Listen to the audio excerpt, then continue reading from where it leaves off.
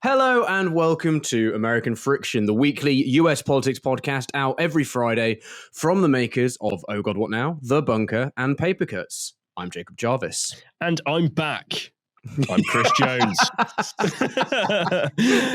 I'm back and I'm Chris Jones. Every week we get into all of the issues impacting the US election, and there are a lot of issues. And helping us every step of the way is our Lord and Savior. It's no other than Rolling Stone magazine's Nikki McCann Ramirez. Hello, Nikki.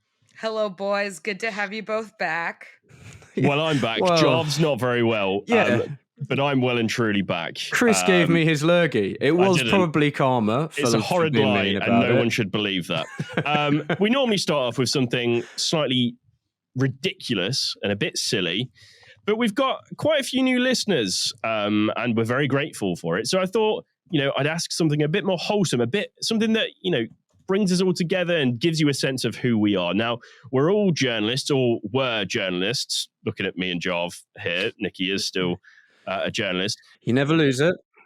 I thought I'd ask, what's the story that sticks out in your minds that you're most proud of, or that you think of most when you think of the stories that you've told? Nikki, you go first. Wow, that's a good question. Thank you. You're welcome. Good at questions. You are really good at questions. Hell yeah. No, I did the math the other day, and I think in like the 2+ years I've been at Rolling Stone now, I've written upwards of like 500, 600 stories. Like, it's a lot. It's up there. I think the one that I'm probably the most proud of was earlier this year. I worked with a lot of LGBTQ advocates and transgender people to expose how a documentary produced by the right-wing commentator Robbie Starbuck was trying to trick trans people, LGBTQ people, into participating in the documentary when they were first making it. They gave out fake names for the film, really misled people about what the tone and nature of the project was, who was involved in it. Several of the people I spoke to had found out before they actually sat down for interviews that this was a documentary produced by like a right-wing agitator who was going to present them in a very negative light. Some people didn't. And I also spoke to them about how they felt coming into a documentary where they thought they were doing something that could help advocate for their community and give their perspective, only to find out that they were being interviewed by people who fundamentally want them to be excluded from society. So I was really proud of that piece. I think we did a really good job documenting everything that was going on behind the scenes. And I had a lot of really good conversations with people who were, just trying to make their lives better and the lives of their community better, and the feeling of being constantly targeted, having to watch your back, having to be skeptical of every media request because you don't know if you're being tricked. That was something that I think a lot of people in the LGBT community are struggling with right now, and it doesn't necessarily get a ton of coverage. Yeah, that's a very deep story. Jarv, I suspect what you're about to say isn't so deep about your best story, or I could be wrong. I thought about this, and as you two probably know, I don't particularly enjoy being sincere and rarely am. But if I were to be sincere, I'd say some of the journalism I was most proud of came when I was working for a local paper. I think local papers are just really important, and if you live somewhere that's lucky enough to have one, go and buy it, because there's a lot of good stuff done at them. So one story in particular was, if I'm thinking of one that I think perhaps hopefully did a little bit of good, was a friend of mine I played football with occasionally. His partner had terminal cancer and died from it in the end, but I helped they were fundraising for it, and I wrote sort of a few features about him and her journey, and she was trying to get sort of experimental care for it initially, sort of thing, and they fundraised over £100,000, and a large part of that was because of amazing people, obviously, but it does make me proud that hopefully a little part of that was from me getting that onto the front page of the local paper, which isn't Yeah, which was I'm so up. that's one. Yeah, it's that's my sad one. Now I've been sincere and as sincere as I'll be for the next fucking hour. My favorite story I wrote a couple. So anyone who's familiar with things like British humour meme pages will have seen my most famous story, which is cocaine in the Thames is just another problem eels don't need. And that went very viral and still continues to go viral, where I wrote about, eels getting high on cocaine and it was just another problem they didn't need. And I just thought it was a hilarious headline. But my favourite bit I did was, so there was a spate of people pooing on play equipment in a park in Leicester. And someone wrote a story about this and they just wrote it quite straightforwardly, like, someone's pooed on it. I wrote this headline when I got to follow it up. A defecating delinquent has desecrated a children's play area by pooing on a toy usually enjoyed by toddlers. I just thought the outrage was absolutely brilliant. And I made the photo editor we got a picture of the poo and I made them pixelate it so it looked really like a really serious crime scene. So I think that's some of my finest work. So yeah, I've got deep layers, Chris, but as you suspected, I'd go for a silly one. But Chris, what about yourself? Well, just to go back on that, you made me look like a right fucking twat now. that very deep and very good story is not what you told me earlier. And frankly, you're dead to me now. I'm sorry, mate.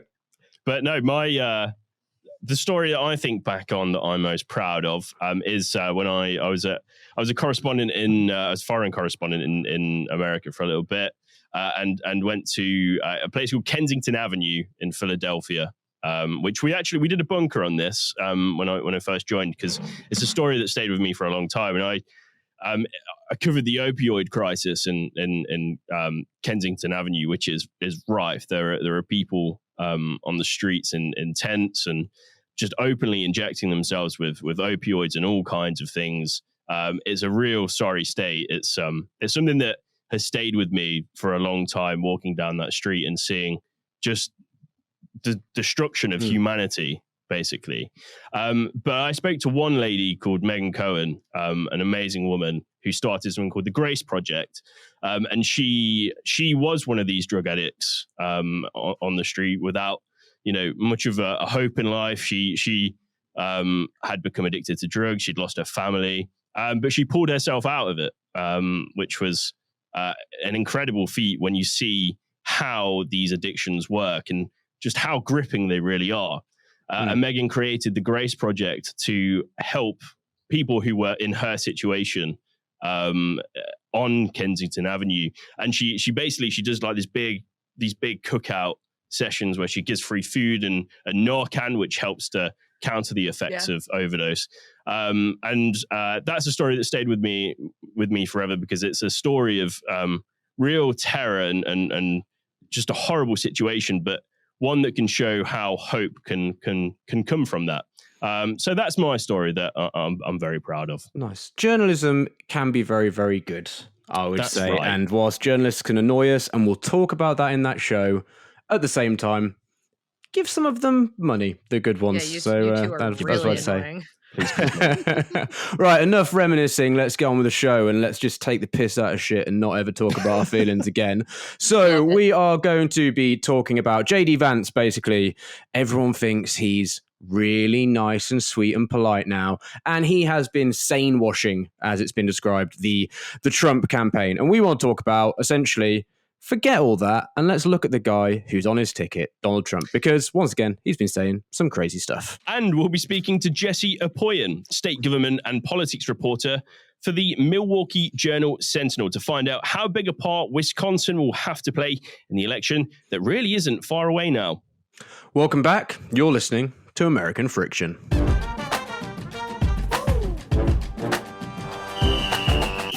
Before we start then, we've got a quick favour to ask, and I'm sorry for all our regular listeners that you've heard this, but if you haven't done this favour, come on.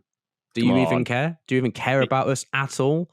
Just go do the favour. So what we want is we want to speak to you, we want to engage with you all a little bit more, because It's an online business, and that's what gets the numbers up in this day and age. So if you enjoy what we're doing, leave us a review where you're listening. Leave a comment if you're on Spotify, if you're on Twitter or Instagram or TikTok. Come say hello at American Frick.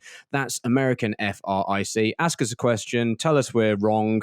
Tell us that you don't want to hear us talking about certain things, and tell us what you do like hearing us about. We just want to speak with you. Right, so JD Vance, as I mentioned in the introduction, was praised for being measured, calm, and agreeing even with Tim Walz at points in the VP debate. Wow, how amazing. And a lot of the US media has given him a big pat on the back for that. But I'm going to be honest, we here think that is pretty stupid, because just simply look at the man he is running alongside, which we're going to do now. So, Nikki, a motion from Special Counsel Jack Smith has been unsealed. It's given us a bit more detail about January 6th. What did we learn? We learned a lot. This was really a giant evidentiary filing. I think it was like almost 200 pages that sort of lays out, in the most detail we've gotten since this all began, the case that Jack Smith and the Justice Department are making against Donald Trump. That is a massive water bottle. I know, man. I'm a thirsty boy. A lot of we already knew a lot of what was in these filings. It's stuff that's been reported out, stuff that witnesses have told us publicly in hearings, in investigations, but we did get some fun new little details. Let me pull French up accent. Oh, mais sweet. That was very French. I can't speak to How can you not recognize that was French? Details? Very good. I can't catch a break. I can't catch a break with you people. I think one of the biggest details we got was that on January 6th, obviously Trump sends out this really inflammatory tweet accusing Mike Pence of not having the courage to do what needs to be done. The implication there being overturn the election and unlawfully hand the victory to Donald Trump. When Trump sent out that tweet, we learned through this filing, Pence is being evacuated from the Capitol by the Secret Service.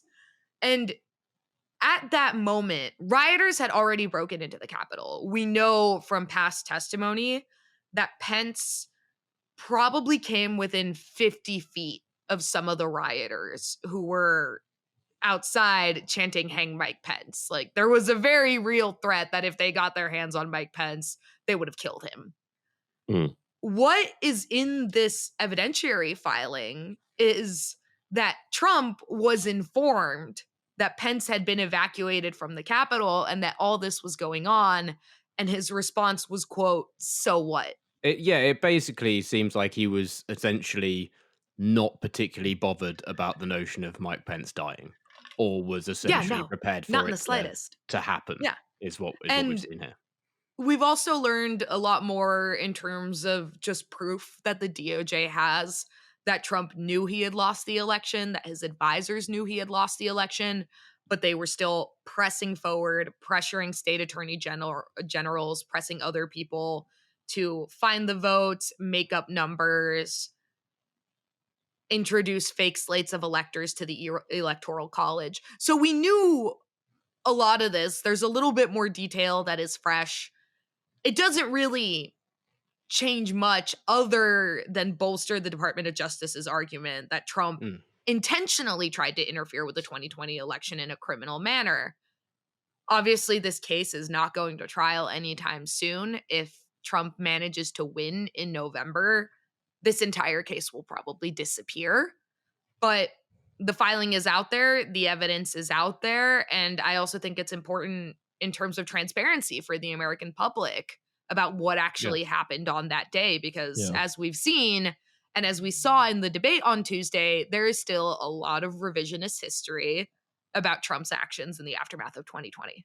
Exactly. I think the timing of this was particularly poignant, as you say, because of JD Vance suggesting, oh no, he did peacefully hand over power. And it's like, yeah, he did.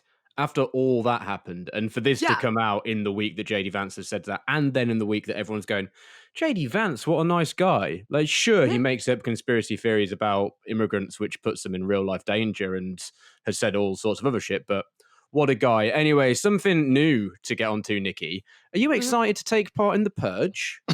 Yeah. Do you think you'd be good at it? So, basically, Trump.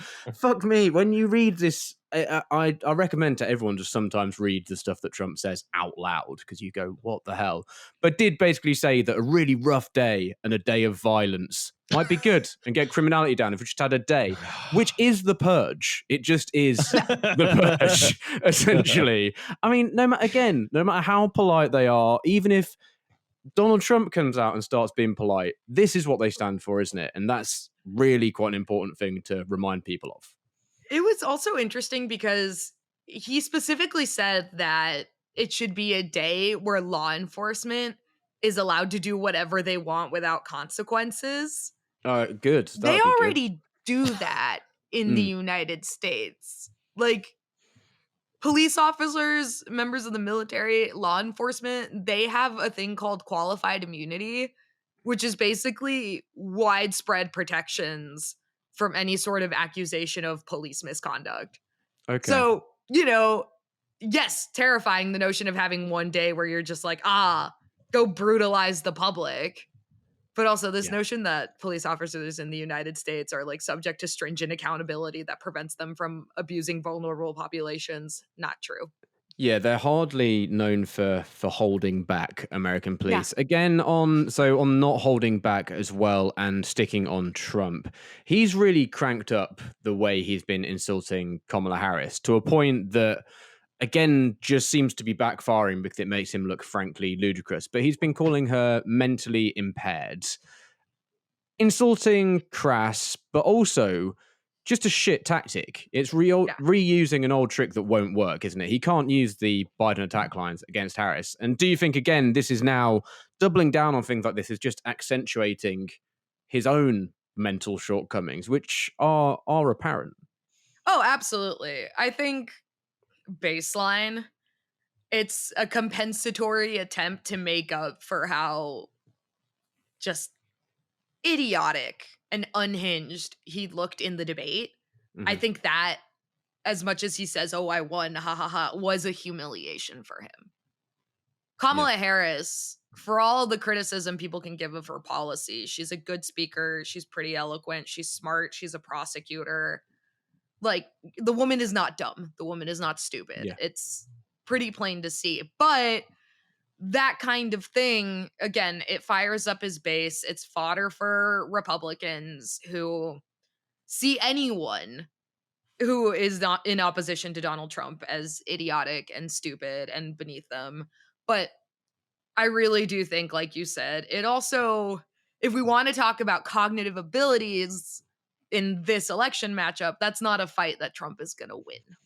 Yeah, it's I mean, on that notion, I suppose as well, his speeches lately. There's this headline from the Washington Post, who, as we know, are very objective. So for them to be harsh to him, it's quite something. But Trump mixes up words, swerves among subjects in off-topic speech. I mean, he's not really managing to keep on point, particularly, is he?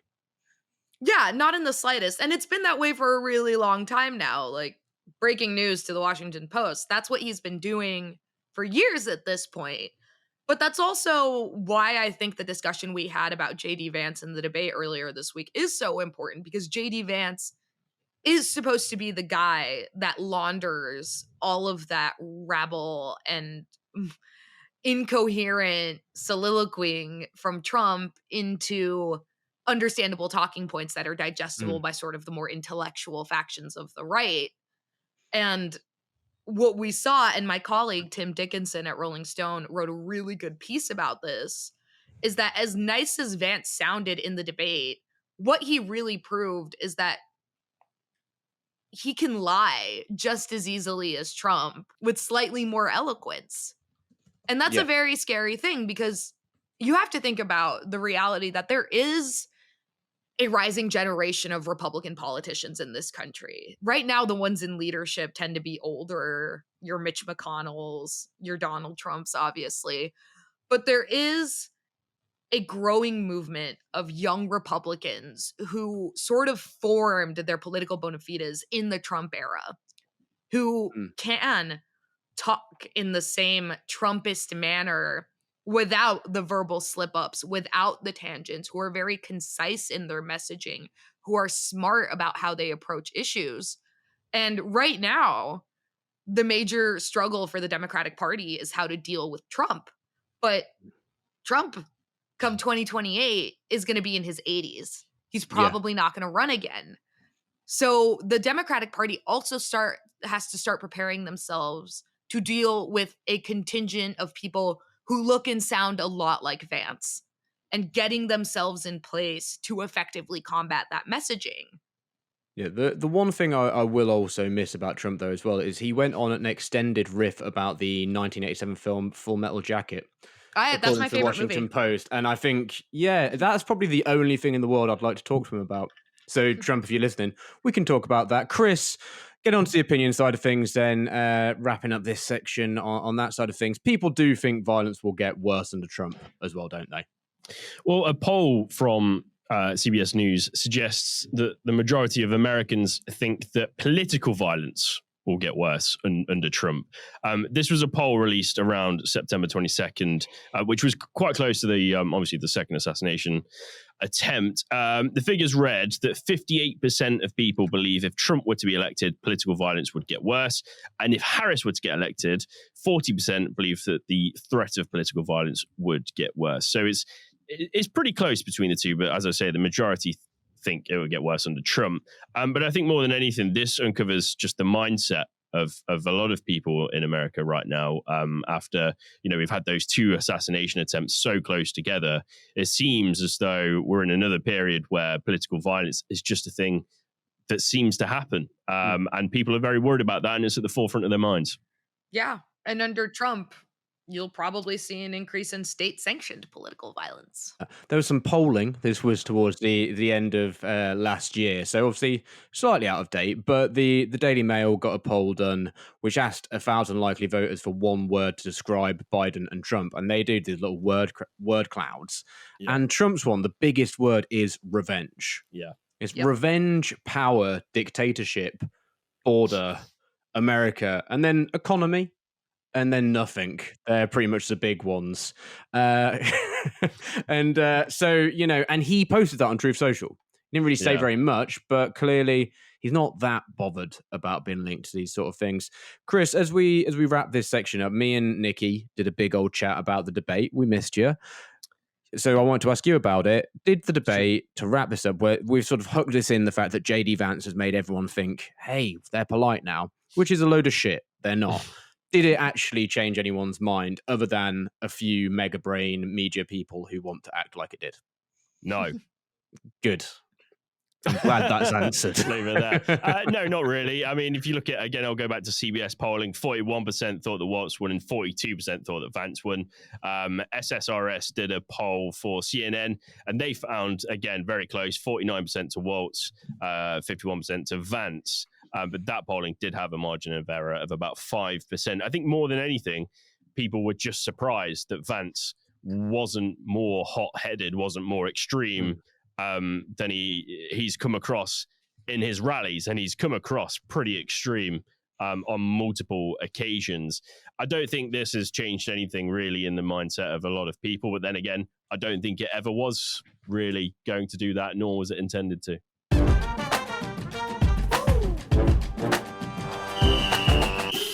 Next on today's show, Wisconsin, or the Badger State as it's known, is shaping up to be a key area in this election.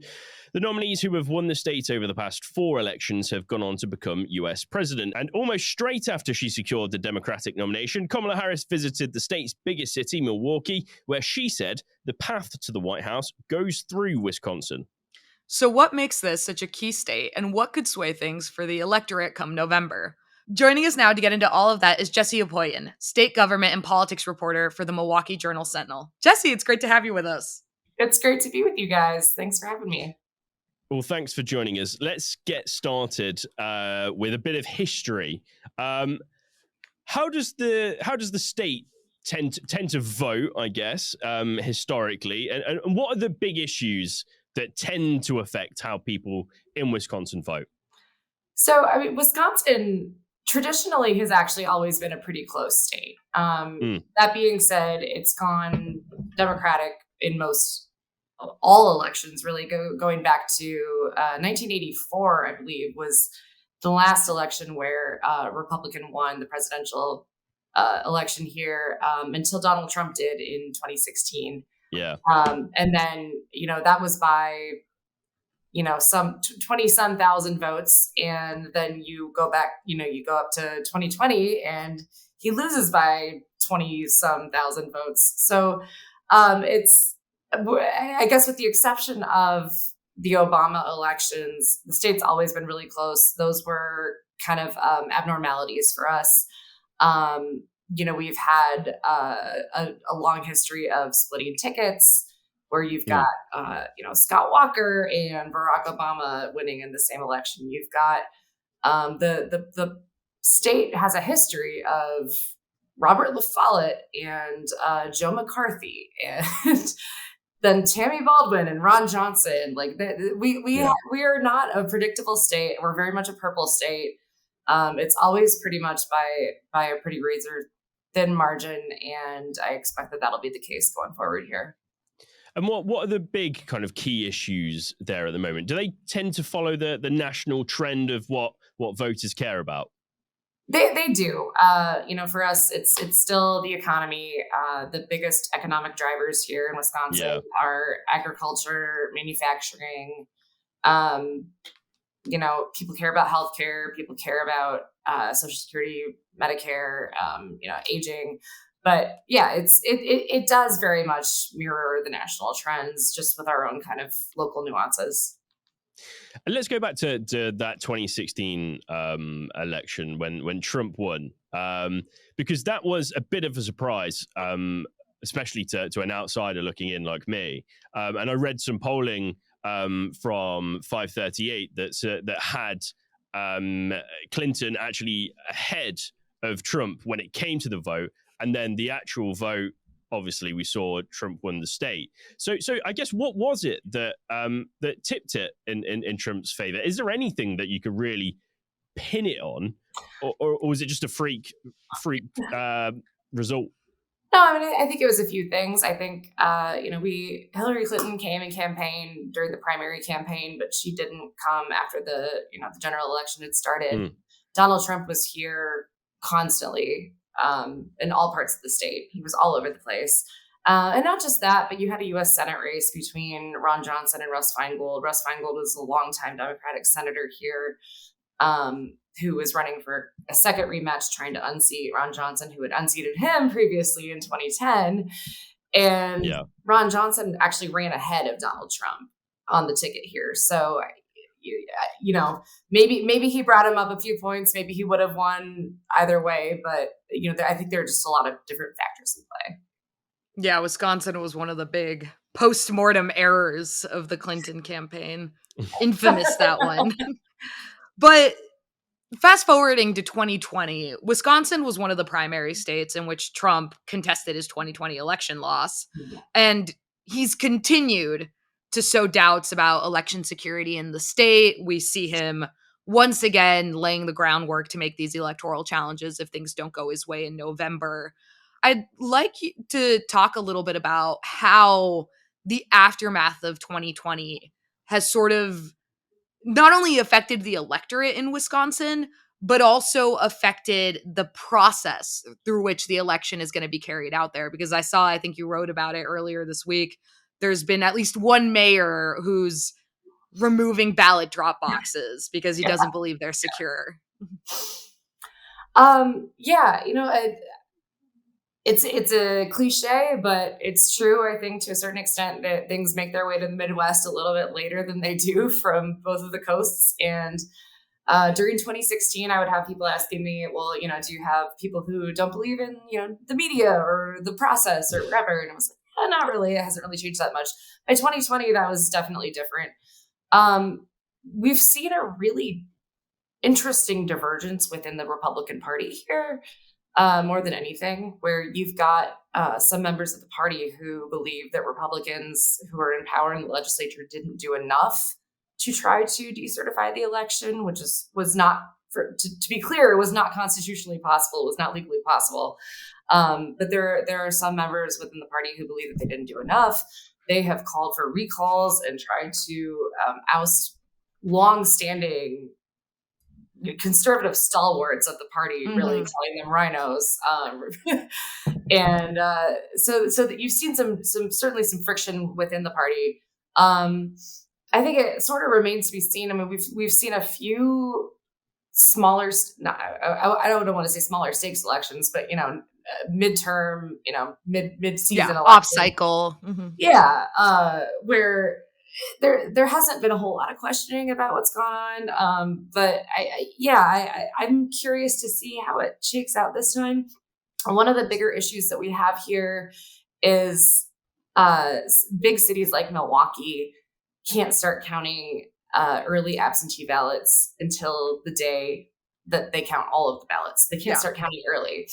And then you have what Donald Trump and other folks have referred to as a ballot dump, where, 3 a.m. you've got, thousands of ballots that are coming in that you're counting. And that's suspicious to some people. That's how it's always been. And there's been legislation introduced at the state level to try to change that, but it hasn't gone anywhere. So it's sort of like a self-perpetuating issue where a lot of the people who are complaining about it are also maybe in some ways hindering the things that might stop those complaints. Oh, absolutely. And I think for our listeners there, part of the reason a lot of states don't allow you to start counting before election night is because you don't want those counts to come out early and that to affect perceptions amongst voters who haven't cast their ballot yet. It's like a pretty straightforward procedural thing. Speaking of how things are going to shake out on election night, Wisconsin is one of the states that's going to have RFK Jr. on the ballot. And we've talked about it on the podcast before. He made very intentional decisions to try and remove himself from the ballot in swing states to help Trump. Wisconsin did not allow that because it's written into their laws, I think, that if you were in the primaries, you have to be on the ballot, or if you won your primary, you have to be on the ballot. So what are you hearing from voters? What are you seeing about what role RFK Jr. might play on election night? So our law does say that pretty much unless you die, you remain on the ballot. And in that case, they put a sticker over your name. That's pretty much it. He's a bit of a presence. His polling his numbers have kind of continued to dwindle from poll to poll to poll over the last few months. Trump did a rally here in Dane County, which was kind of a rarity a couple days ago. I don't know what time is. Yeah. And I did see someone who had a Make America Healthy Again sign on the back of their car. So I assume that's an RFK reference. We're seeing a little bit of that. But I don't think it's going to be a whole lot more. I mean, Jill Stein had a presence here too in 2016. It was enough to raise some questions and, make people question what happened when recounts were happening. But there's a small effort, but I don't know that it's any more here in it than it is in any other state. So that's someone who has made very little difference, just in life, really. But someone that has made a difference is obviously Kamala Harris when she took over the nomination from Joe Biden. How big of a reaction did you see from people within Wisconsin when Harris took on the ticket and replaced Biden? We've read polling on the show many times about how nationally there was this big surgence of enthusiasm for people to vote. Did you see that in Wisconsin as well? Yeah, I mean, it was interesting. When that happened, it was the Republican National Convention had just concluded in Milwaukee. Yeah. And that was a huge deal for all of us in the state, certainly. And I remember that Sunday, Senator Tammy Baldwin, who's running for re-election, was holding an event with Elizabeth Warren just outside of Madison. And that the announcement came just like an hour before that. So it was like, oh, okay, there's a little bit of new interest in this. I think there are a lot of people that I talk to, and I would say in particular, Black women that I talk to, both in Milwaukee and Madison, especially, which are, the two really Democratic strongholds of the state, who were going to vote for Joe Biden, and they were going to do it somewhat reluctant. I mean, not reluctantly, but they were just going to go do it. And a good handful of people that I talked to after that happened were becoming excited. They were wanting to go out. They were wanting to get organized. They were wanting to try to actually get involved and get out the vote efforts. I think, certainly some of it is probably tapered off. You had that new excitement, new enthusiasm. But in the early days, and I think still going forward a bit, there's definitely a new energy. And it's been interesting to see. I don't know that that's been reflected in the polls. And so I don't know, if I'm hearing different things on the ground, or if the polls are wrong, or if there's something somewhere in the middle. But there was absolutely, certainly in the early days, a pretty big jump in enthusiasm here. I want to come back to the polls in a minute, but you mentioned the Republican National Convention there in Milwaukee, and you were obviously there. How was that? How did that go? What was the mood? Well, I got to see Hulk Hogan rip his shirt off. So, nice. What more can we ask for? Yeah. It was really cool to have it in Milwaukee. I think there were a lot of people who, within the country and from outside the country who hadn't been to Milwaukee before, maybe hadn't even been to Wisconsin before, who got to experience the city, got to see that we're, not we, I don't live there, I live in Madison, but it's a beautiful city on the lake, and there's a lot to offer. There's a lot of great food. There's a lot of great stuff to drink. There's a lot of great stuff to enjoy, museums. In terms of the actual convention, it was energetic. I've only covered one Republican convention before that. That was Cleveland. Yeah. I would say it kind of felt like similar vibes. They did a really good job of organizing it. I think that people are going to want to come back to Milwaukee. But I don't know. Felt like I guess this was right after the assassination attempt. So there was a pretty big response to that. Yeah. Emotional, energetic, to when the former president came out to greet the crowd after that. But it was cool. I mean, it was cool having it here. Yeah, it's certainly from far away. Obviously, I wasn't there. It definitely had a different vibe to the Democratic National Convention. That seemed more like a party than the Republican event. Would you say that's fair? There were definitely more musical acts and performances at the Democratic Convention. We saw Kid Rock, and we saw Hulk Hogan at the RNC, and we saw, Jason Isbell and, John Legend and all the others at the GNC. Yeah. It's very strange. I've just come back from the Labour Party conference in the UK, and it is just not, it's not like that at all. It's a completely different vibe. Although people do drink a lot, I'm told. I don't, because I'm there to do a job. Anyway, to come back to the polling, I mentioned that 2016 Clinton versus Trump.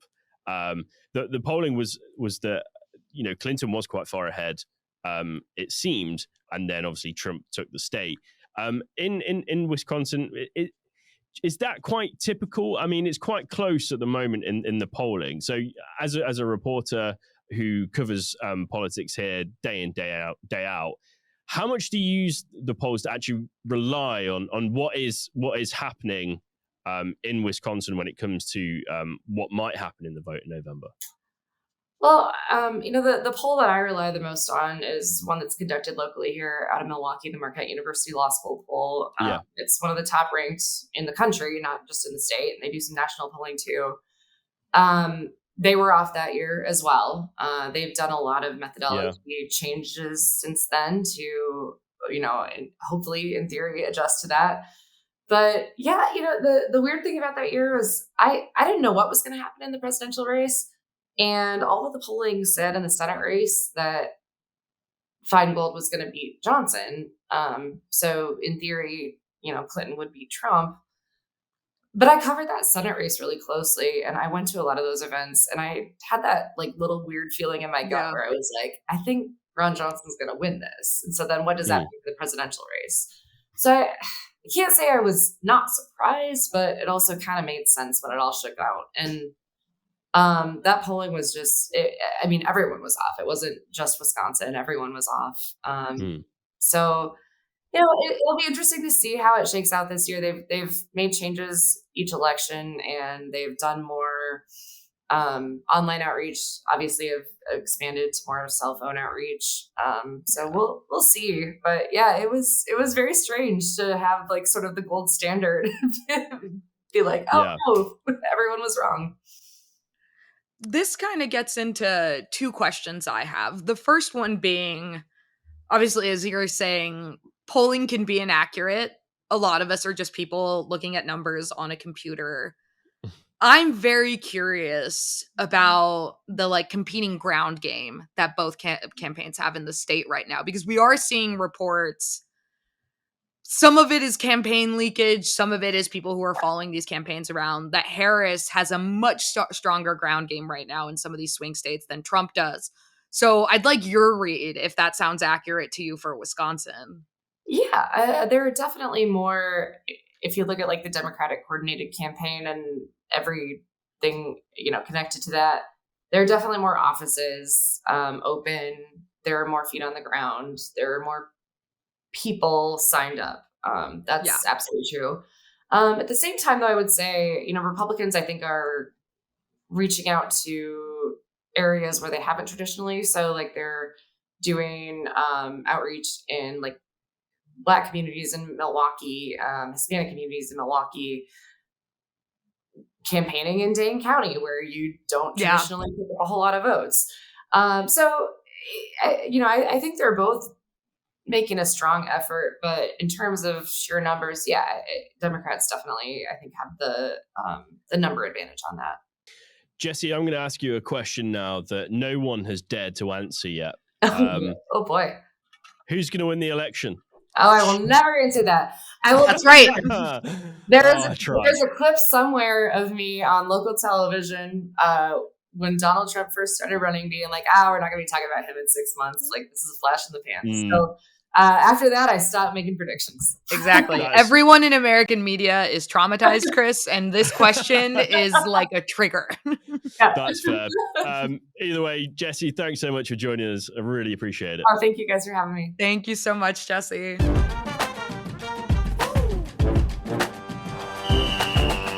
Okay, some other tales to get into then. So the Guardian reported on Kamala Harris, because we have to be balanced in this podcast and talk about bad things for her as well as for Donald Trump. Fair and balanced. I know, exactly. We are fair and balanced, like all of the media. The Guardian reported on Harris facing triple trouble at the moment, because it's even more troublesome if it's alliterative. So it's triple trouble right now. But actually, there is some serious shit, so serious voices again. Hurricane Helene has been devastating.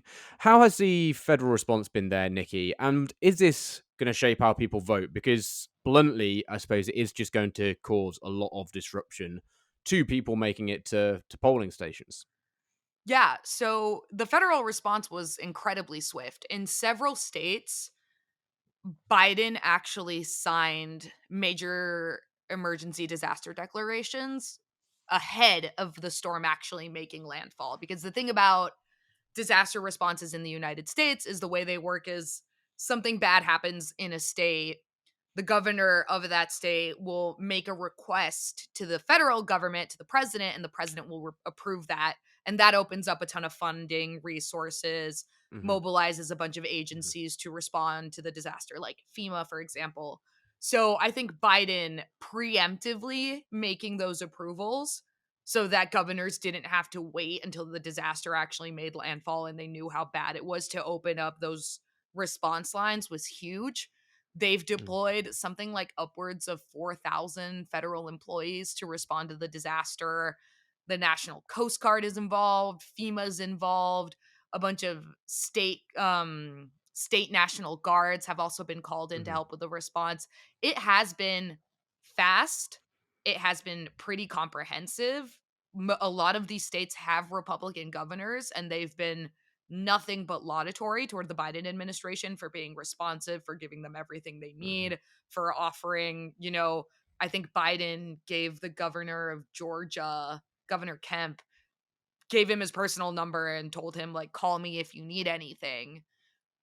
However, good, Nikki. Never let a crisis go. This is meant to be the bit where we say the bad things about the Democrats. So remember that, just for listeners, for the balance. I'm getting there. Okay, However, never let a crisis go to waste. And the Trump campaign has essentially been accusing the Biden-Harris administration of abandoning these disaster areas.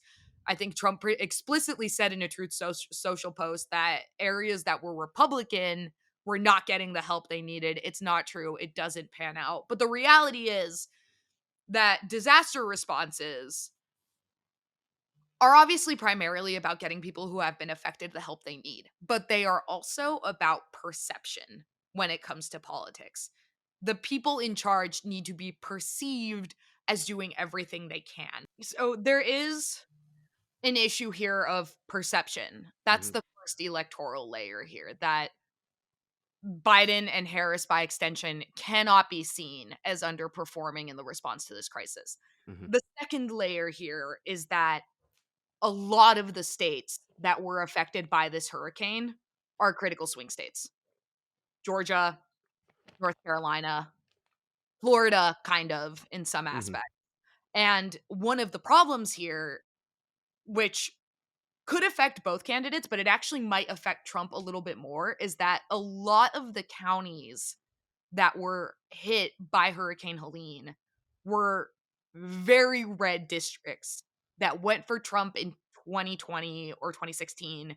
And in a very close election, the destruction of this kind of infrastructure, which will affect election infrastructure, could swing the election against Trump if these districts don't get the help they need. Because in a lot of states in the US, there are very specific rules about where you are allowed to vote. You literally have to go to a specific polling location that is attached to your address in your neighborhood. So with with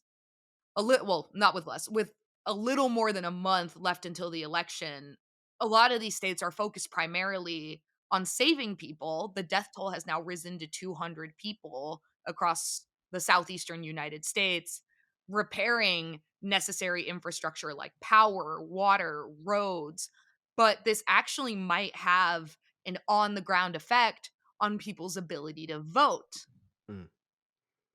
There's also an RFK layer to this that I don't think we need to get into. So on the triple trouble, then getting through those bits, the other thing being the situation in the Middle East. Again, bluntly, just a massive situation which is going to shift the administration's focus, obviously, and at the same time, it puts both Harris and Waltz into the position of talking more about foreign policy, which doesn't seem to be somewhere either of them are totally 100% naturally comfortable. Yeah. So how do you see that impacting the election side of things? Oh, it 100% is impacting the election. After 20 years of a failed war on terror in the aftermath of 9/11, the American population, Democrat or Republican, is kind of sick and tired of wars. Yeah.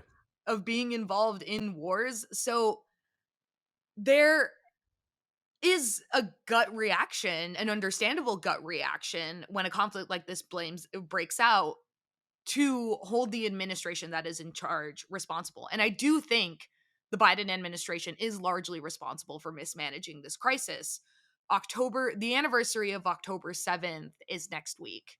And in the year that we've been watching this conflict unfold, we've seen it escalate from a horrific terror attack to a indiscriminate bombardment of civilians in Gaza, and now to a regional war that threatens to destabilize the entire Middle East.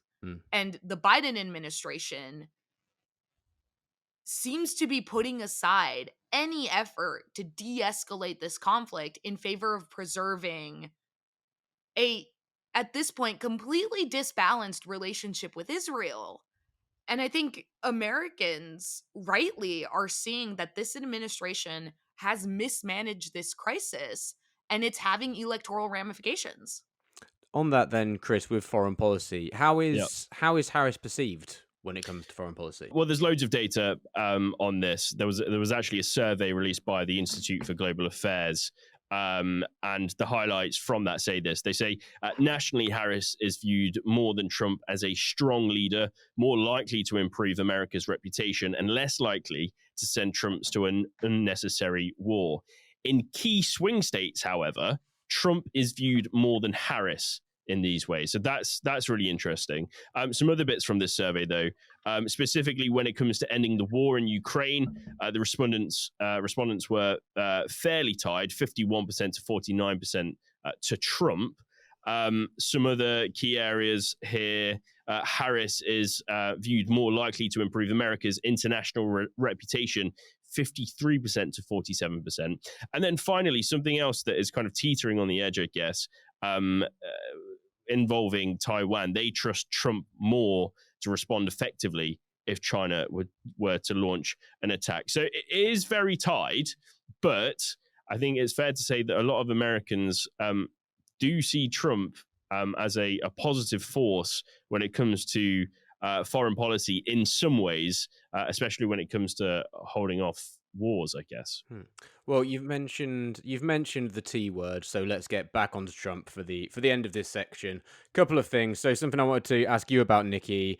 Melania Trump is usually quite vacant, I would say, when it comes to having political stances or being anywhere near her husband on the campaign trail. But she's come out with a solid stance on abortion, which is something he can't quite manage, hasn't she? And that seems quite interesting to me. Yeah, she came out. Well, there was a report in The Guardian a couple days ago that in Melania's new memoir, which she's been promoting pretty heavily, she comes out as pro-abortion, pro-reproductive rights. I was kind of thrown for a loop by it because, again, this woman has been standing alongside Trump for almost a decade in his political trajectory, which from pretty much the moment he decided to run as a Republican became anti-abortion, anti-reproductive choice. The quote that The Guardian got their hands on from the book is, "It is imperative to guarantee that women have autonomy in deciding their preference of having children based on their own convictions, free from any intervention or pressure from the government. Restricting a woman's right to choose whether to terminate an unwanted pregnancy is the same as denying her control over her own body. I have carried this belief with me throughout my entire adult life." Okay. Fascinating.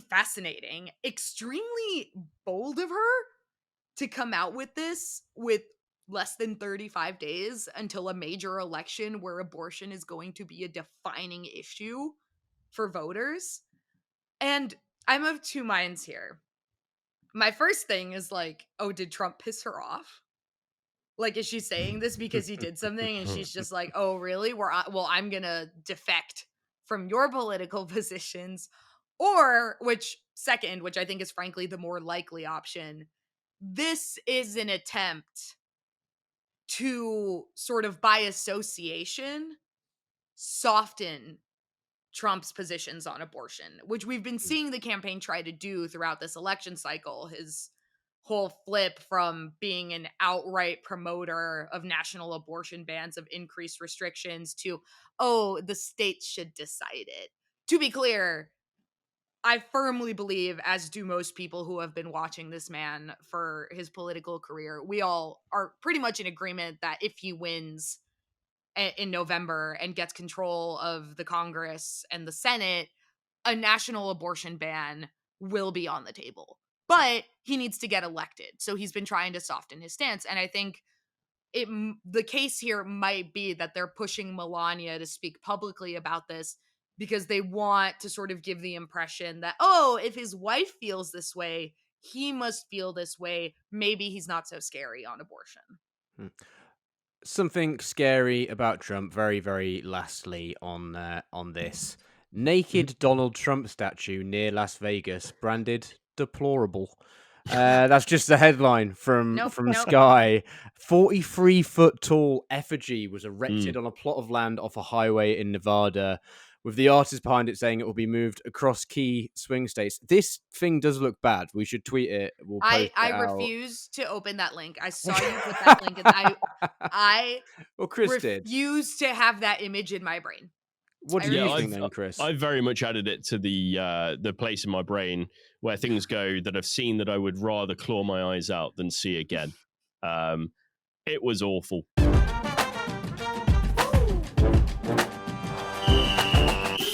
And that brings us to the end of this episode of American Friction. Nikki, thank you very much. Thank you, Jarv. And thank you, Chris. And thank you, Nikki. And thank you, Jarv. And get better soon, mate. Thank you, mate. I really mean that. I appreciate it. Aw. I don't. I really do need to get better soon. I hope I will. That's why I've got a massive bottle of water, because liquids and being hydrated is good for you. Finally, on that note, an even bigger thanks to all of you listeners. If you want more from us, we're out with a new episode every Friday, early afternoon if you're in the UK, and in the morning if you're stateside.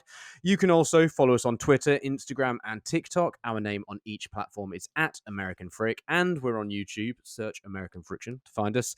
Then a quick reminder, if you enjoy what we're doing, please do rate and review us wherever you're listening to the show. You've been listening to American Friction. We'll see you next time.